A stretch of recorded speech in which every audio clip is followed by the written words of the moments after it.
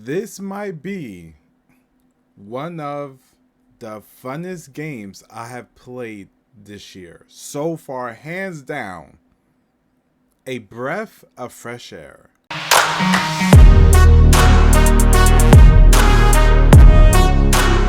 What's going on, everybody? It's your boy X here, and I'm back with another video. Welcome to my review of Tiny Tina's Wonderland. I just beaten the game, and right off the bat, I gotta say, hands down, I love this game. I love this game. I gotta be honest with you, I couldn't put this game down. I couldn't. I was so addicted to it, and I literally had to finish every day because how much I really love it and stuff like that. But I'll talk about that in my review real quick. My ring light did came in, so just let me know down in the comments below how do I look brighter? Can you guys see more detail, stuff like that? Just let me know. I'm so excited because now I could do more videos so you guys can actually see me and not so dark and stuff. So yeah, so that came in, so super pumped to talk about this game. Really, before I get in my review, hands down, I love this game so much, so much. But I'll tell you why. So if you guys do enjoy today's video, make sure you smash the like button, subscribe if you're new to the channel, make sure you share the video out the channel so much. And this is my review of Tiny Tina's Wonderland.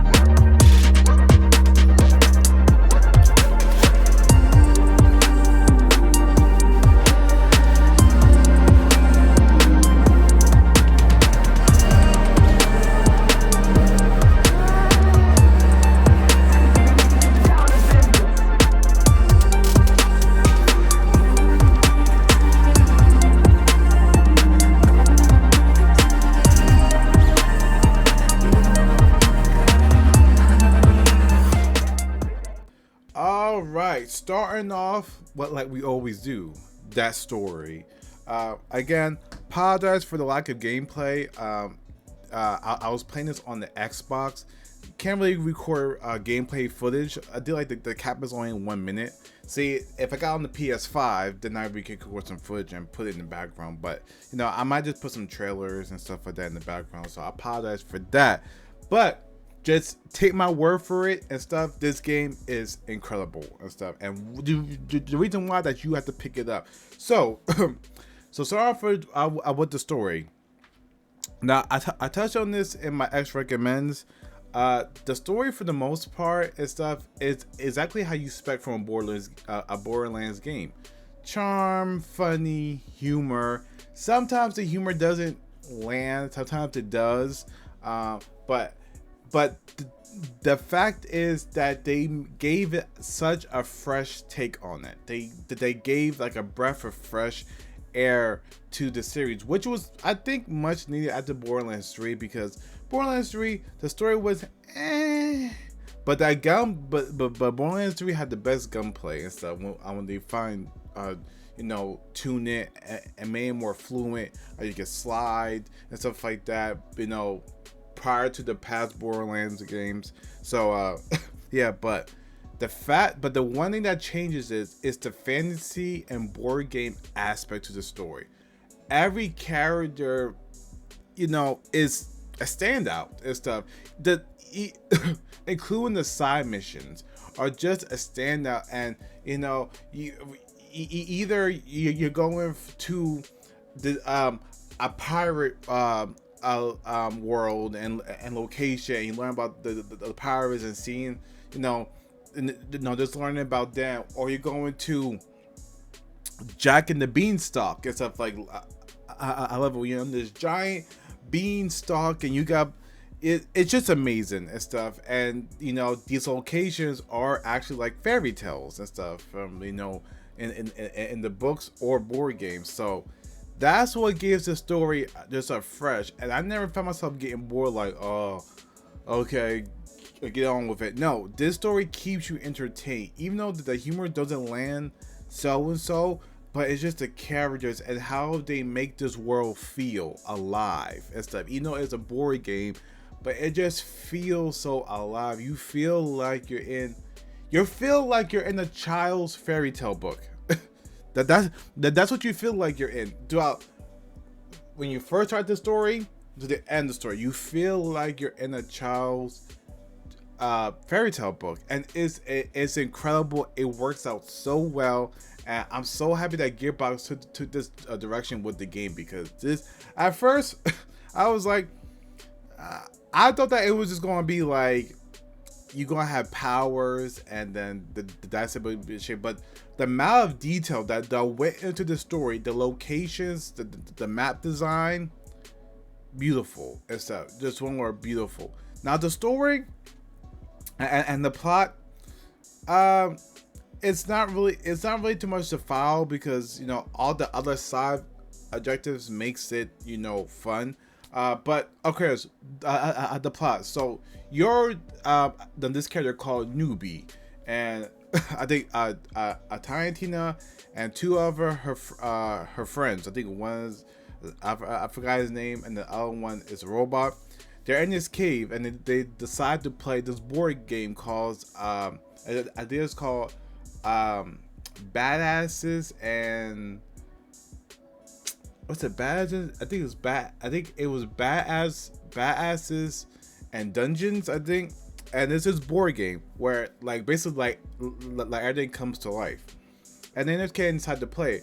You take on the role as Newbie, basically your character and stuff. This is the first time ever that you can create your own character in a Borderlands series.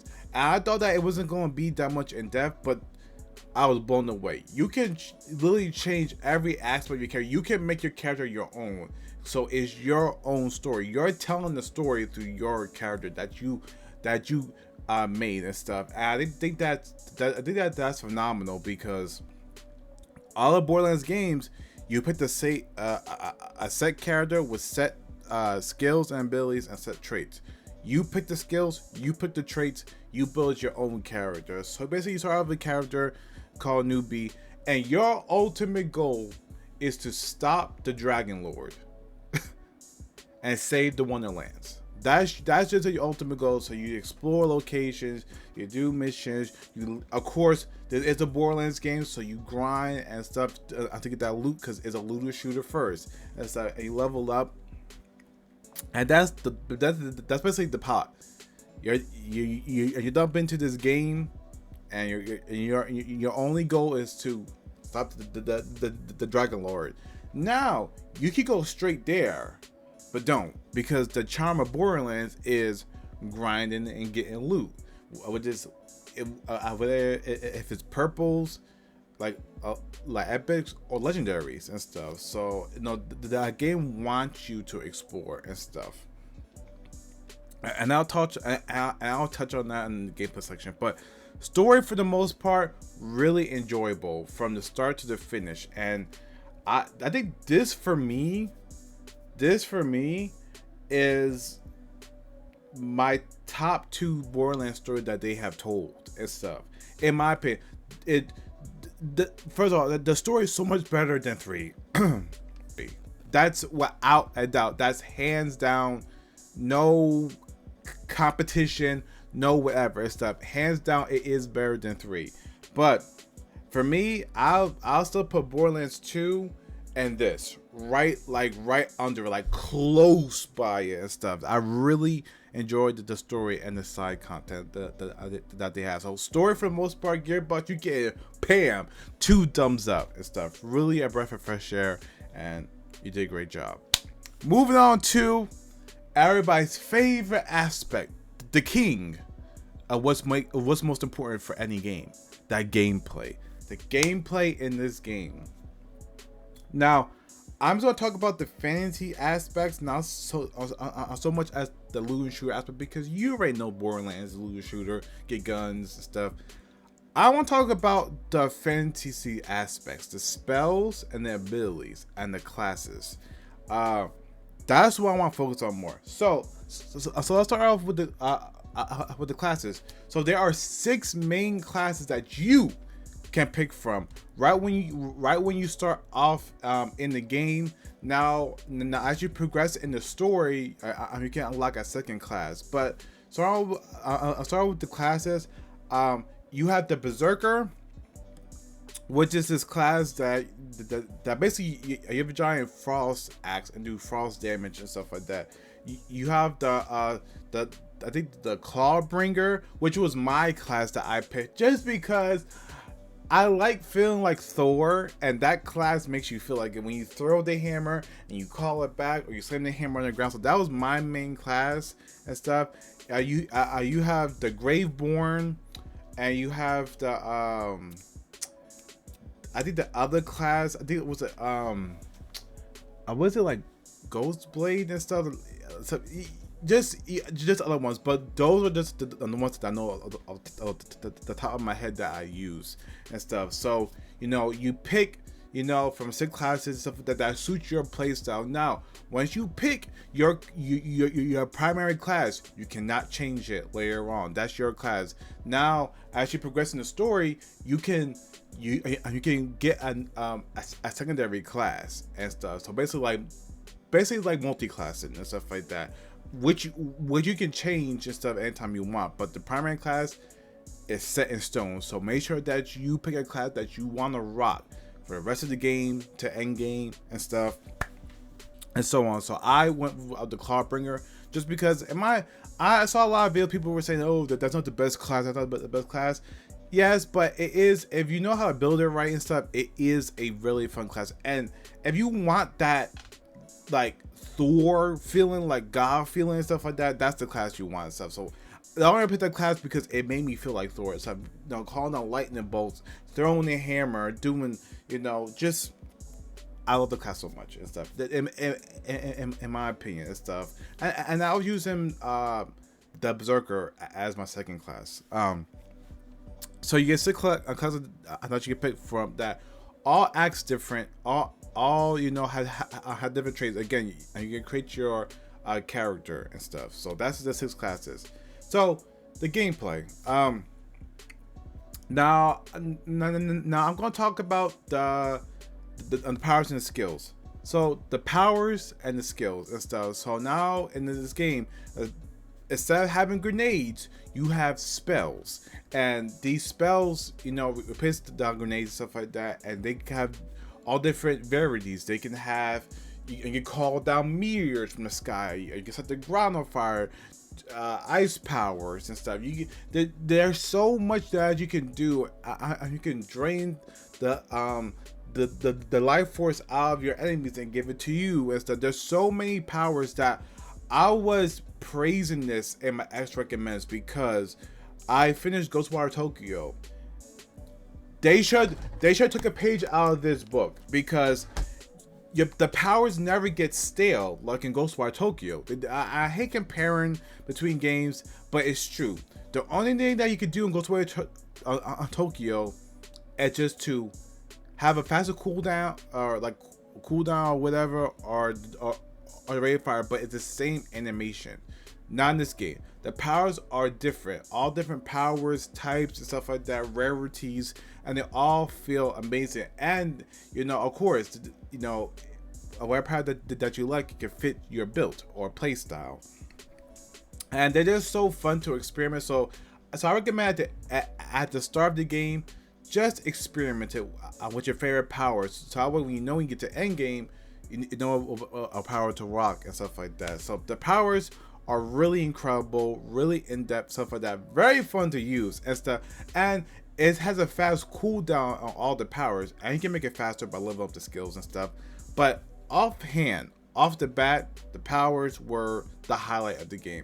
And I thought that they would be bare bones, but no and stuff. They change they changed the Borderland formula so much that it'll be hard for me to go back to play older games, because I felt like a god. Like, and I always wanted that from a Borderlands game, to feel powerful, and this game gives you that power fantasy that you can just call down lightning bolts or call down meteor strikes and just light up the battlefield, and then have your hammer, whatever skill that you have, and just shred your enemy. It's so fucking fun. I'm sorry, it's so fun, and I love powers. Now to the skills. So this is where that I actually like. So of course, if you play Borderlands 3 or any Borderlands games, the menu, the skill trees is basically the same and stuff as always. You get 2 action skills, which you can which are your action skills are like, either for me it was like either throwing the hammer down, or you are bringing the hammer down on the ground to send a flame shockwave and stuff. Basically doing fire damage. And underneath those skills are your basically just just regular skills, where you can have more like frost damage, lightning damage, fire damage. You can have so much other stuff like that. A creature you can paint, because each class has a companion, which either like mine was like just flying around like it was like a little bat thing, and it did crazy damage. So your companion can come in clutch for you, wherever you touch it. But I think some classes don't have those, but mine's did. So till I come in clutch, and you can even upgrade them. So the skills you have, you can raise your you can decrease your spell down cooltime, your active skill cooltime, and stuff like that. Get you bonus damage stuff. Just making a build. Now in the beginning of the game, making the build is not that really. Well, of course, making builds in Borderlands is why we all love it. But in the beginning of the game, you just want to experiment what the class, what you want. So I recommend just try out all the classes. Just try out all the classes to see what really rocks with you and stuff like that. And then take that class all the way to end game and stuff. And and off the bat, what I do is I complete the story, and just and just invest into whatever skill, like fire damage or lightning damage, stuff like that. And then at the end of the game, just respec your whole character, and then you can build, because by then you will have some legendaries, you will have a lot more stuff, and then you can start building your character, stuff like that. That's how I do it and stuff. But it's really fun to play around with. Again, layer in the story, you get access to a second class and stuff, and you can either pick a class that you want to try, but then you went with the other one. So and that gives you a perfect opportunity. I hope that they add a third slot too, maybe in the DLC, because that will be great and stuff. And now so basically you'll be rocking 3 classes at once and stuff. But yeah, so that's the skills in the nutshell. And of course they have hero points or hero skills too, which you can just upgrade your strength, your intellect, your stuff. And they have all these different benefits, which it was like spell down cool time, ability down cool time, critical hit, critical damage and stuff. All these different stuff, and that you can upgrade throughout the game and stuff to make you better, bigger, better, and stronger and stuff. The max level is 40, so once you get up to max level, then unlocks the mayhem and stuff. Or I think that was called like the mayhem. levels and stuff, and those levels level you up past 40 and stuff like that. I'll let you stay 40, but that's separate, but that's end game and stuff, which I am now. Well, I touched on a little bit, but gameplay for the most part is fun. You have you have so much things to support. You have so many things to explore. Now you can decide to go onto the beaten path and just beeline through the story, or you can do what I do and explore. So so there's different activities. Just to name a few, there's camps with like bandits and stuff like that called encounters. Now these are one of my gripes from my other video, but it's still the same in this video. It's still the same that I don't really like them like that. It's basically like just like the same location, but of course they are there. So yeah, there's camps. You have caves that you can explore, which you can't really explore because it's just encounters and stuff. Everything you explore is either encounter, clear this, and then get this chest, stuff like that. No, get this shrine piece and stuff.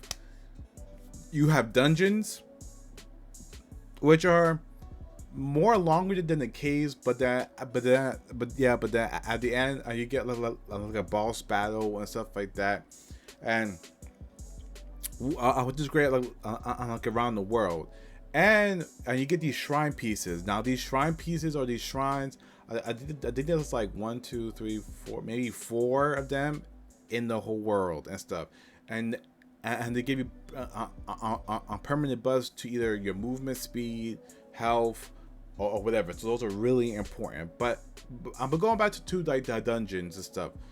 I was expecting more from them, because like be able to explore, but just because they act as just a regular encounter, they kind of felt like a little underwhelming and stuff like that. I think if they would change that up, like for the camps, it's fine, just do the same encounters. But then when you bring it to caves and you bring it to dungeons and stuff like that, it kind of loses that, exciting feel. And I was just doing them just to clear the map and stuff at that point. So, those activities are fun in the beginning, but then they start to wear on you over time. Unless you want to level up or looking for loot and stuff, But basically, they're there. And that's the gist of what's in the the open world, or the board game world is what I call it, when you walk around and you have that little bobblehead and stuff. So they have the actual locations in in the world that you go to. And so where is a mountain, whether it's a giant beanstalk, whether it's a pirate paradise, which is my favorite level, by the way. That pirate level is my favorite and stuff, because I just love pirates and stuff. So that just fit in, so like the humor, I love that level so much. But yeah, but the different locations and stuff, like ocean locations, and you're fighting like these snake mermaids type characters. It's great and stuff. When it comes to the levels and stuff, it's fantastic stuff. The detail, this game looks absolutely gorgeous, by the way, and stuff, hand down, all across the board. So is great. Now the enemy variety, this is huge in this type of game, because when you play a fantasy game or like a fantasy board game type game, there's a lot of characters and there's a lot of enemy varieties and stuff like that, and this game nails it. You have cyclopses, you have pirates, you have trolls, you have goblins, you have you have those mermaid snake things. You have you have like undead skeletons and stuff, and it's just so much. Hell, you even have many dragons and stuff. Just the enemy variety is so good in this game. Is I knew that was gonna be good, but it's really fun and stuff. Now, of course, some enemy types you'll fight more than others, like the skeletons and stuff like that. But it's really, really, really fun and stuff. And each location has basically their own enemy type. Mine is like the skeletons and stuff, but incredible. I love fighting them all and stuff, and they all bring up like a challenge, especially of course the badasses, elite enemies and stuff. They get you run for money, and the enemies in this game do a lot of damage to you. So it's really important to use those skills, use your class abilities when you can, because they will be your saving grace and stuff, and don't worry about the cooldown fast. But yeah, so the enemies in this game are no joke and stuff. But yeah, so that's basically the gameplay. In my opinion, the gameplay was one of the highlights for me and stuff, especially those powers and stuff. Gearbox, whatever you did with this game, keep it in your next game or whatever and stuff like that. The gameplay in this game is the reason why that you're playing it. Now, of course, I didn't touch on the looter shooter aspect because it's Borderlands. At this point, you know what to expect from a Borderlands game. The boss battles are always great and stuff. Now, some boss battles to me were but most of them and stuff were good and stuff like that. But of course, it's a Borderlands game. You farm bosses or you kill bosses and you get showered in loot. Anything you do in the game, you will get showered with loot, especially if you progress in the main story and stuff. So the end of the game is loot. Loot is loot and shoot and cast and stuff. So that's the name of the game. So, but the fantasy aspects of this game is really what surprised me, because I didn't think that they would go too heavy in it. They went all in on it and stuff, and it paid off. They took a risk, and I think, in my opinion, it paid off amazingly and stuff. So the gameplay, the skills, the powers, just the enemy variety, the locations of the map and stuff, the things that you can do and stuff, it is so great. And they even have, we can roll these little lucky dices, which I know that those dices are supposed to give you a higher chance of getting the big boy loot. But I just like the little Easter egg and stuff, because it just feels like you're playing a board game and stuff like that when you're out in the overworld and stuff. But gameplay, for the most part, is hands down is phenomenal across the board. Just across the board, phenomenal and stuff. This is one of your funnest Borderlands games to date. I had more fun with this game than I did Borderlands 3. And that's not saying much. So yeah, so the gameplay aspect, great. Moving on to the graphics. Now, I know that this has been a long video, but again, I had to get everything. I break everything down in detail and stuff to get my experience to get to y'all and stuff. So the graphics, I've been praising the level design and praising this game. The graphics looks hands down phenomenal. I was playing this on the Xbox, and the Xbox does Dolby Vision gaming. If you ever experienced Dolby Vision gaming, now I play games on PS5. The PS5 does like HDR10, which is good, but my TV supports Dolby Vision gaming because I have an OLED. Everything in this game, it's just the locations just looks so colorful. Like it's like you went into a child's fairy tale dream.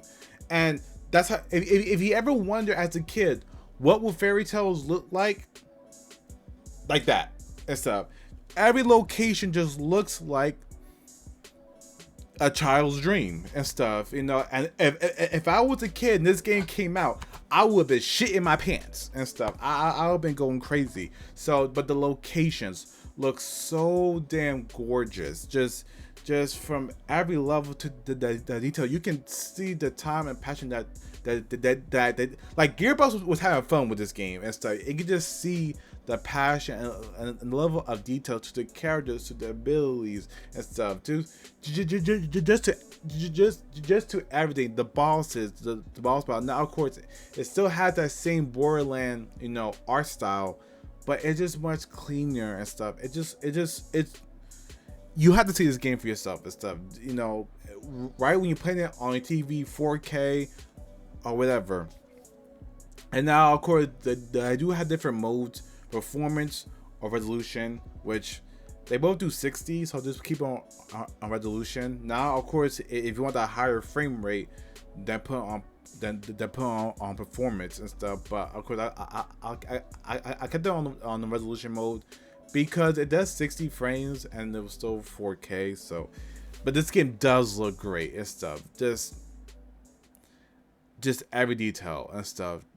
You like in the world, when you in the overworld and walking on the board game table and you see soda cans, a cheese doodle, you feel like you're on playing a board game and stuff. And that was one of the highlights for me because they made it seem like you're really playing a board game and stuff. And Tiny Tina and her friends will like just chime in here and there and stuff. So those graphics are great all around. No complaints on that end. Now, moving on to my things I don't like. The last category that I have to talk about, just talk about things that I do not like and stuff. Number one, the random encounters or the encounters. I just touched on this, and to me, those were the weakest points of the game for me. It just seems like busy work. Very repetitive. Now they do have like different maps and stuff, but the maps are pretty much the same and stuff. Unless you're trying to level up and stuff, I mean, they're not really good for loot. I mean, so I like that you're trying to level up and stuff or get money, then do them, but then you get really repetitive. So basically, random encounters. What are those? So you have encounters and random encounters. Encounters is where you go to a cave, a dungeon, or a campsite, and you spawn into an encounter. Random encounters are where you're walking around minding your own business, and the enemy teleports in and wants to fight you, and they can chase you across the map and stuff until when and then if they hit you, bam, it's bam, you get teleported into a map, and you gotta fight all the enemies and clear that map.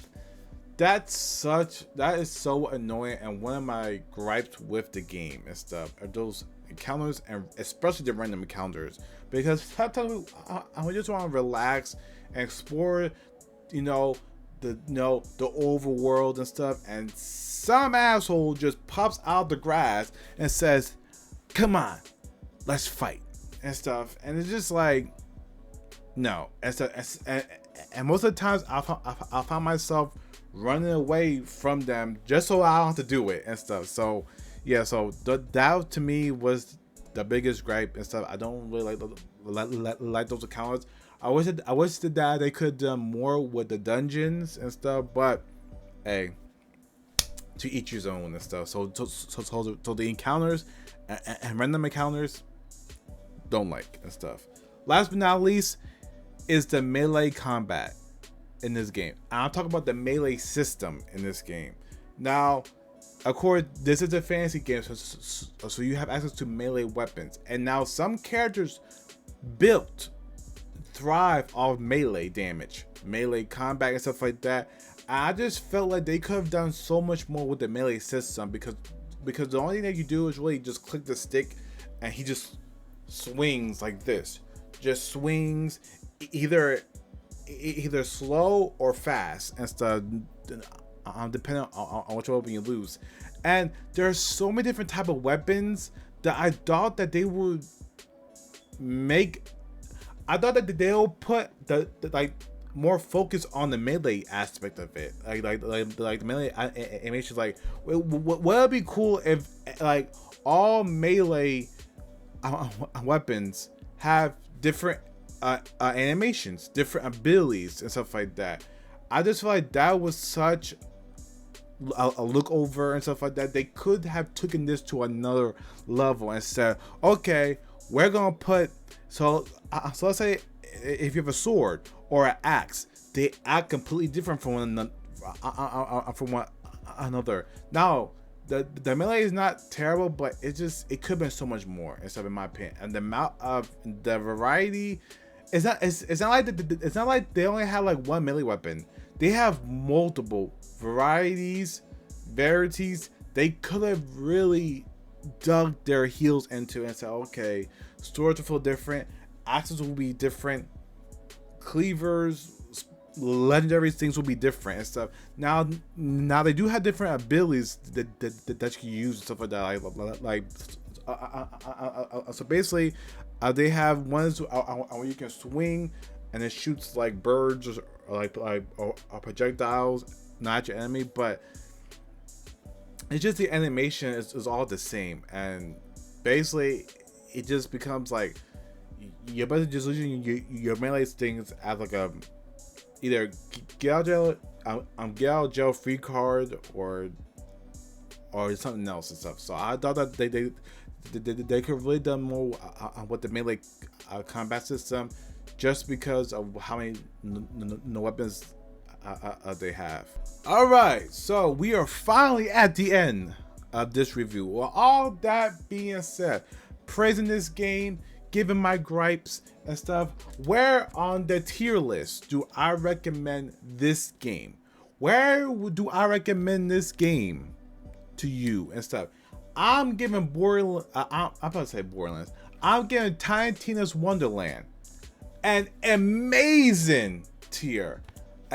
It was shy of almost a masterpiece tier. Amazing tier. This is how you refresh your franchise. At Game Developers, Ubisoft, this is how you do it. This is how you refresh and bring the spark back to your franchise. You don't make all your games RPGs and just basically with fresh questions, giant open worlds that, hell, 9% of the player base can't even finish. No, this is how it's done. And Gearbox, salute to you. I love this game. One of the funnest games I have played this year, hands down. So I'm giving this amazing tier. Go cop this and stuff. Don't wait and stuff.